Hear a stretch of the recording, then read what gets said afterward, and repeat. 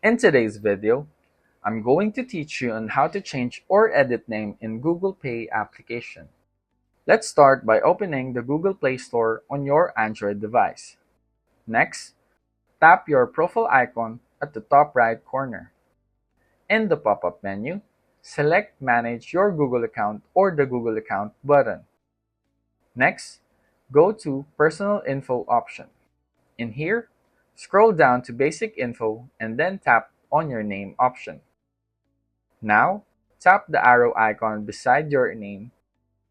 Then under the name, all you have to do is to change your name or set it to the name that you want. Tap on the Save button below to finish it. You can also set a nickname you prefer. After doing that, then you can exit the Google Play Store. All you have to do next is to basically log out from your Google Pay account app, then log in back again, and you should be able to see your updated name in your Google Pay application. And that's about it.